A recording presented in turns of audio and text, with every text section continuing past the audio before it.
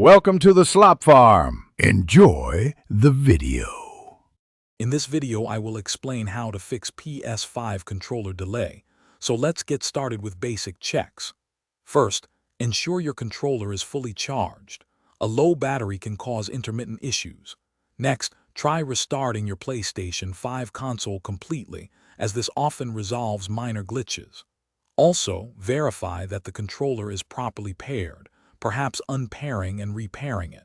These initial steps are quick and surprisingly effective for many users.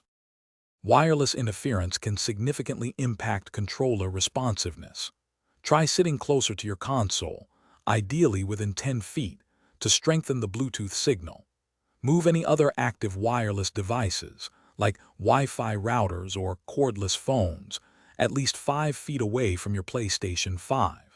For a guaranteed connection, try using a high-quality USB-C cable to connect your controller directly to the console. This wired method bypasses most wireless issues immediately.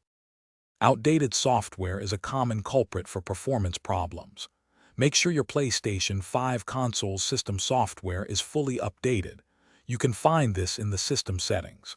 Simultaneously, confirm your DualSense controller's firmware is current, as Sony regularly releases updates to improve connectivity and stability. Additionally, always keep your games updated. Sometimes, an older game version might not be fully optimized, leading to unexpected input delay. If basic steps haven't worked, try advanced troubleshooting. Locate the tiny reset button on the back of your controller, near the L2 trigger, and press it using a small pin for about 5 seconds.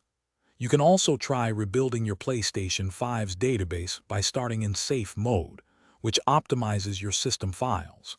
Finally, test the controller in a different game or on another console if possible, to determine if the issue is with the controller itself or specific to your setup. Thanks for watching. Consider subscribing if we helped you today.